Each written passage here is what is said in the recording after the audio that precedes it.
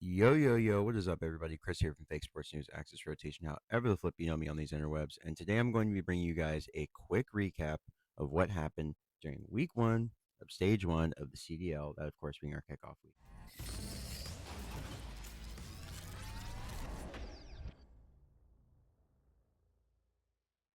As always, hope you guys enjoyed the intro. And without further ado, let's get right into all of the action that we saw this weekend. So, looking at my picks first, as you guys can see, I thought that our defending world champions and Esports World Cup champions, Optic Texas, the guys who swept the back half of the year, who clearly were the best team in the world at the back half of the year last year, right? They got it done pretty convincingly, as you'd expect them to. So let's look at the box score and see what happened. So it was a 3-0 in favor of the Green Wall, taking down Pred and, of course, Celium and Kismet the Bulldog. So, yeah, here's the exact box score 250 to 154 on Scar, our kickoff map for the season, 6 to 4 on Den, which went the way of Optic Texas. And then we ran it back again on Den with a 4-1 in the overload. So, complete dominance from Texas here, and yeah, pretty much what everybody expected. I said 3-1. You guys know I'm not too big of a fan of backing the 3-0s on opening weekend, as I said in the last video if you watched. But yeah, it was definitely a great series. If you missed it, I have highlights from every series this weekend, so be sure to check those out on this same page. Now, in our next matchup, we had the Boston Brioche taking on the Carolina Slashers. My bad, the Carolina Royal Ravens. And yeah, honestly, this was a pretty good series. It was a pretty fun one to watch. Grays looks amazing, but Boston looked better. So looking at it, we had a Colossus HP go 250 to 153 in favor of the Boston Brioche. Then we ran it back on a Scar S&D where the Carolina Royal Ravens were able to ice up in a round 11. And can we see the flow chart round by round? No, we cannot. Okay. Either way, there's highlights of this. This was probably one of the best matches of the weekend. Super close, 3-2 overload on Den. Of course, this went the way of the Boston boys. They just had a little bit more ice, and honestly, they were dominating most of this map if you watched it. But yeah, Carolina was able to make it a little bit close towards the end, and yeah, it was a pretty fun one. In the map 4 exposure HP, this is where Boston closed out, of course, behind a 29-25 from Craze and his rookie duo Lurk, who went 31-28. On the other side, of course, Nasty had a game, and so did Snoop. But yeah, the Boston Breach was just a little bit too much for the Carolina Royal Ravens in the back half of this game. That's how they got it done. Now, looking at our next series, we had my former home team, the team that moved away and broke my heart, Faze Vegas, taking on the LA Thieves. As you guys can see, I thought it would be a Game 5 victory for the Faze Vegas side. I felt like they were a little bit better than everyone assumed, which is why I had this going Game 5. And I had their match with Gentlemates going Game 5. But I went 1 and I went 0 and 2. So, yeah, we'll see if I can go and do better next week. But opening weekend, there's going to be some surprises. Can't get too mad at it, right? So let's look at the box scores here and see how it went down. Series MVP was who else but that man, Abeezy. Too easy for Abeezy indeed, ladies and gents. So Abeezy was able to get it done with a 62 and 46 scoreline going up against his old team and his old duo, Simp, who dropped a 1.38. As Maven always says, Simp might be God on the map, you know. He's looking just as good as he always has. And, you know, we were all kind of worried how things would go with the split of the trio, but it looks like things are going pretty decent, honestly.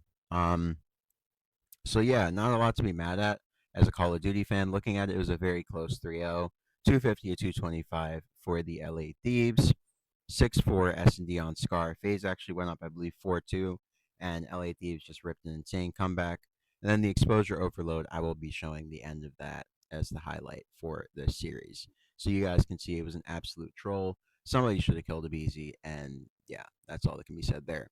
Now that Friday's all wrapped up, let's get into our first day of the CDL weekend of the 2026 season, which was Miami Heretics taking on Toronto Koi in a grudge match from the offseason. If you guys don't know, Toronto Koi famously stole, they stole Real from the Miami Heretics, who obviously Real was probably their best player last season, him or Rancor. You could pick either one. And yeah, that was a really, really good poaching from the Toronto Koi boys. If you guys didn't know, Toronto Koi and Miami Heretics, both of their parent orgs, Heretics is a huge, huge org in the Call of Duty space. And of course, the Miami Heretics, I'm sorry, the Toronto Koi, Koi is a big, big org in the esports space as well. So, without further ado, let's get into this one. This was a little bit longer.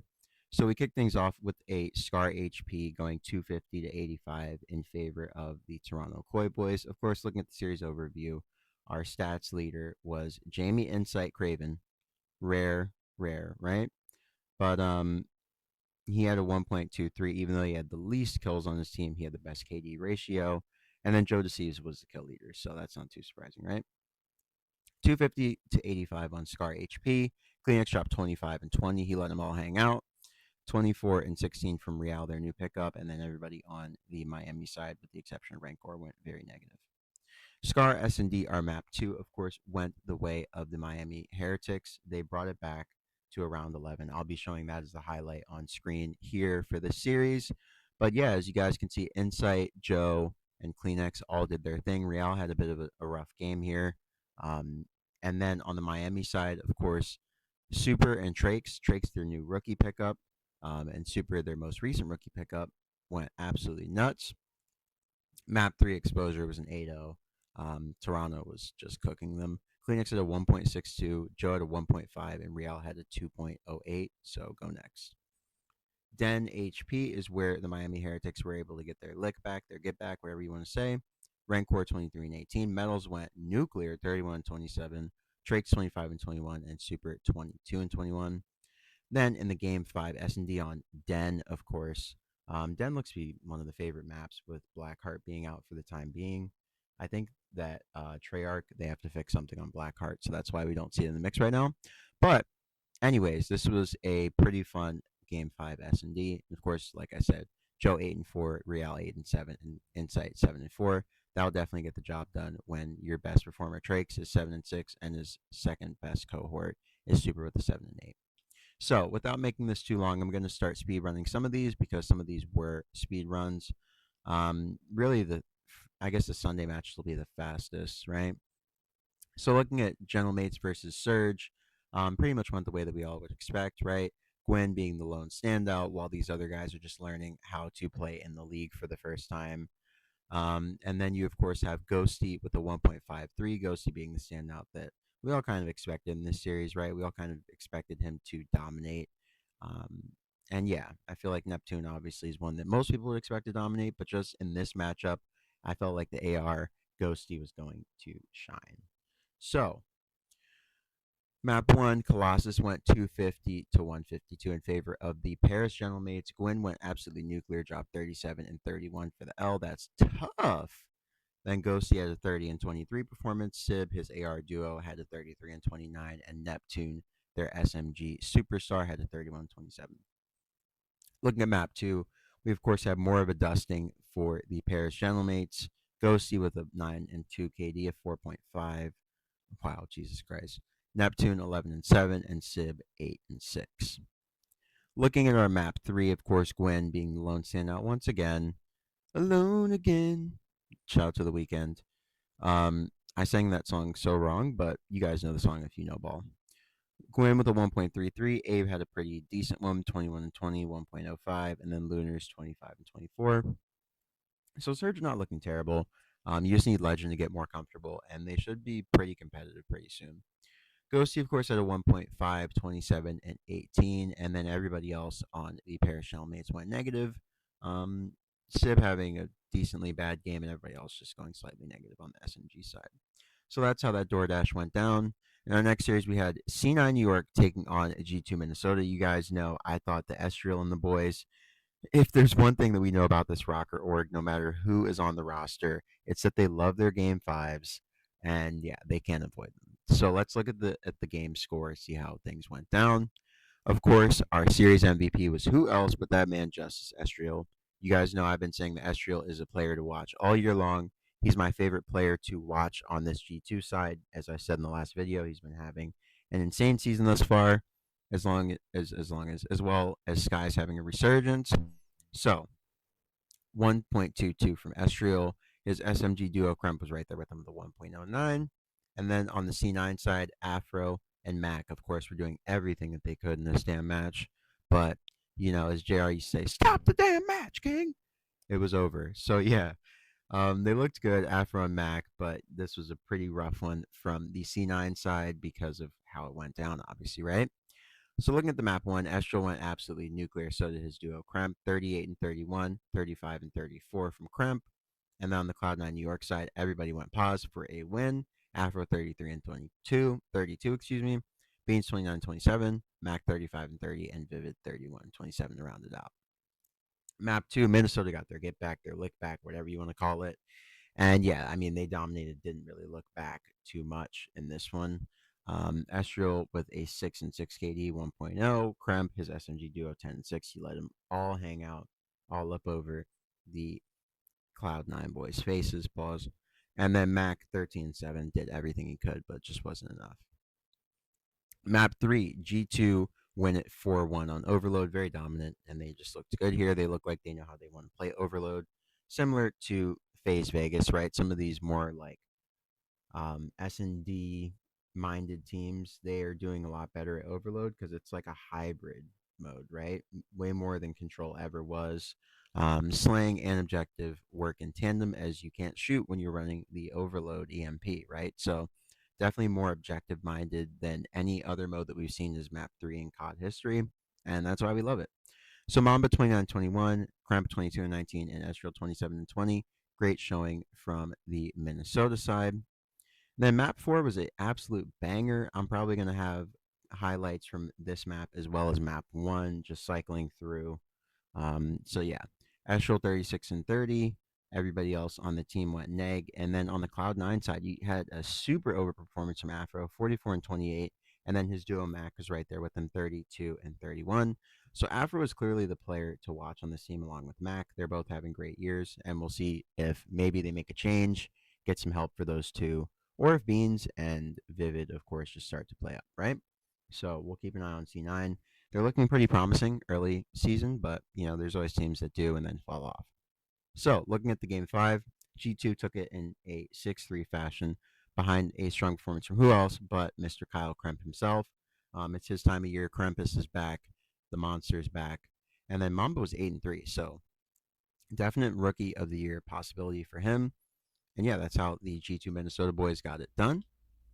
So let's look at our next matchup. We had the Riyadh Falcons taking on the LA Thieves and Abizi. Went 3-1 in favor of the LA Thieves. It could have gone to a game 5, for being honest. I thought it would be a game 5 victory for the Thieves, but yeah, Falcons just fell a little bit short in the map 4. So looking at the series overview, of course, our MVP was who else but Mr. Thomas Ernie Scrap himself. And then on the Falcon side, of course, our standout was Mr. Lagi, Pred AG, whatever you want to call him, and then his new duo, Celium, the King Cobra. So on the LA Thieves side for the series, you had Scrap with a 1.1, 97 and 88 kills and deaths. Kenny had a great series, 1.06, 86 and 81, and Abizi was just slightly positive at 1.01. In the Scar HP map 1, of course, the Vegas Falcons came out to a hot start with Exit dropping a 39 and 30, almost a 40 bomb on Scar, and Pred right there with them at 35 and 25. Then you had Cell going slightly positive, 27 and 25. And on the LA Thieves side, only Kenny and Scrap the ARs went slightly positive. Map 2 then was 6-0 in favor of the S&D. The LA Thieves, the scoreline couldn't even reach my height. Sadly, I'm 6'3". This was 6-0. They need some leg room. So map 3 went the way of the LA Thieves, as we would all expect, right? 5-1. And yeah, that's how they got it done. No pun intended, no rhyme intended. Rhyming accidentally. Shout out to Chris Move. Yeah, so Scrap 30 and 22, Hydra 25 and 22. If your LA Thieves duo is going that hard, odds are you're going to win the map, right? So looking at the map for exposure HP, it went 250 to 207 in favor of the LA Thieves. Let's look at the flow chart. So Falcons were pretty close at multiple points, within like 13 here, within 18 here, and then 41 points, and subsequently 43. So their best chance was around Hill 10, 9 or 10 to catch up, but they just got outslayed and they couldn't keep up at that point in the game. So it is what it is, right? So that's how the series went down for that one.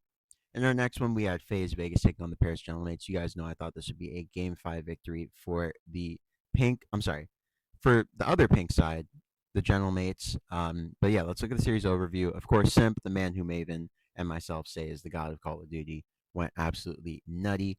1.26, 84, and 68. Simp was untradeable simply, and that's how we'll call it. Now, looking at the Gentlemate side, Neptune was the only one who was shooting in this one. He had a 1.09. Of course, it's a very, very commendable KD for an SMG, right? And yeah, let's look at the maps map by map. Map 1, of course, went the way of the Gentlemates, 250 to 149, behind strong performances from Neptune and his SMG duo Envoy. Then you had Ghosty as well to 1.33. On the Faze side, Simp had a 1.3. He was absolutely frying, and Draza was 24 and 23, but not enough, obviously, right? Map 2 went the way of Faze Vegas, as much of us would expect, right? They are built for S&D and built for adjustments mainly. So we expect this team to dominate in S&D, especially with O4 being an S&D man, Abuza being one, Draza, of course, being known as one, and Simp, notoriously, his come up was made on the back of his S&D, right?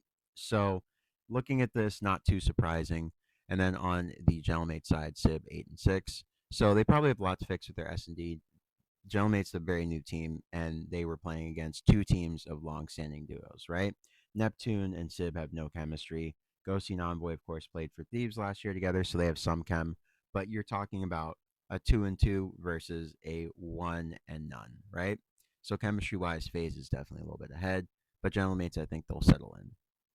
Map 3 exposure at Faze knew what they wanted to do. Like I said, two duos playing together. You're going to get some really great objective efficiency and objective gameplay, right? 04, 33 and 20, Abuza 24 and 18, and Simp 29 and 20. Faze absolutely smoked them. Let's go next. Map 4, speaking of people getting smoked, Envoy 27 and 15. You let it all hang out. And then Ghosty 25 and 18, and Neptune 24 and 18.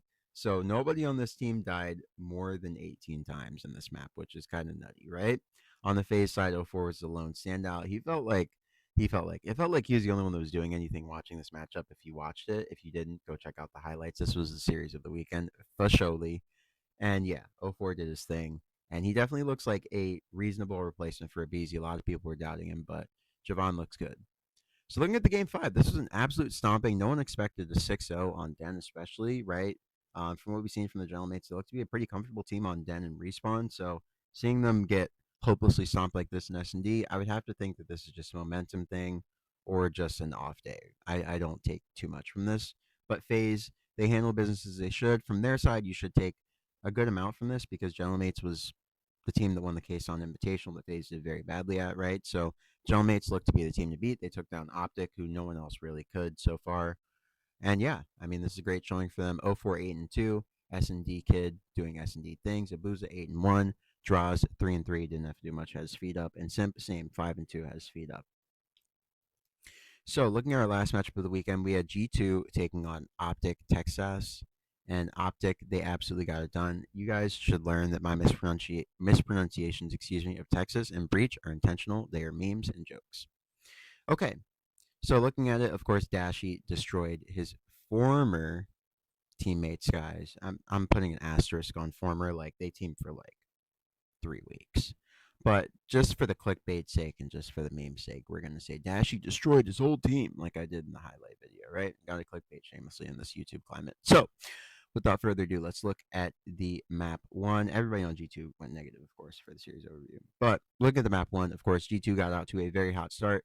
As you guys can see, it was never really too close outside of the P1. G2 just kind of ran away with it, and they never looked back looking at the game flow chart. Astral 23 and 22, Kremp 33 and 26, another nuclear from Kremp. Mamba 35 and 24. Mamba's been having a great CDL season thus far, even though we're 2 matches in. Definite rookie of the year standout right now. Him and Abe, I would say, probably will be the rookie of the year standouts. And Trakes as well. He's going to be nasty. Skies 1.5, 30, and 20. So resurgence of Skies, like I said before, is definitely in full swing. And you love to see that from a guy I used to call Baby Formal back in the Black Ops 4 days during his debut season. Man, it's been a long time since I started making content. I just had my 7th anniversary on the channel a few weeks ago. Maybe, yeah, 7th anniversary. So, yeah, it's been a long time. Been loving it with you guys. So, yeah, Optic Texas, they, of course, came out hot here. Mercury's 9-6, the standout, the savior of Optic. Dashy's AR duo right there with him, 8-8. And then Hook, the nuke, 7-7. On the G2 side, of course, Kremp and Mamba, we'll call them the Kramba duo. 9-6 from Kremp, Mamba 10-5. They did their very best, but it wasn't good enough. Speaking of doing their very best, but not being good enough, this den went 3-0 in favor of the green wall. They stood tall after all, and they got it done pretty decisively here. Shotzi was absolutely dunking on him. He was looking like Shaq in the paint. Dashy right there with him, 28-18, looking like Kobe. And yeah, I mean, that's how they got it done. They Yobi'd the hell out these boys, and yeah, they had to just go next. Merc with a 1.41, Dashy with a 1.56, and Shotzi with a 1.55. You're not getting shit on the map, brother. So, looking at the map for, we had Dashy going 29-13, went absolutely nuclear. Hook went 23-17, nuked them, and Merc 21-17. So yeah, they fried. Estro was the only one who was shooting back somewhat, 21-20, and then Shotzi 19-15. So that's how our first week of matches went down. If you guys are interested, I will be doing a preview of this upcoming week's matches. As you can see, we have Riyadh Falcons to kick it off, G2 versus Breach. Falcons versus Ravens should be fun. Surge versus Koi should be interesting, I hope. Oh, the Battle of LA on Saturday to start. Gentlemates versus LA Thieves. I'll be watch partying, by the way. And Optic versus Miami, age old rivals. Surge versus C9. Hopefully it's close. Hopefully Surge look better practice coming into this week. But yeah, that should be decently fun, I hope. And then, of course, on Sunday, we kick things off with a Battle of the Green. Riyadh versus Boston. Falcons versus Breach. Next matchup is Heretics versus C9, which should be pretty fun. Afro versus Rancor and the boys.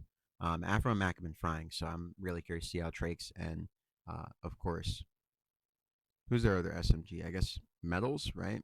I think Metals is SMG.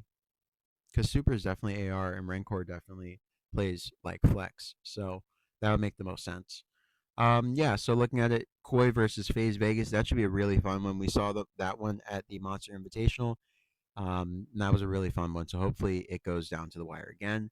Yeah, so that'll just about wrap it up for me. Hope you guys have a great morning, noon, or night, like I say on every video. And I'll catch you guys on the next one, which will be a preview of what to expect going into this weekend's matchups.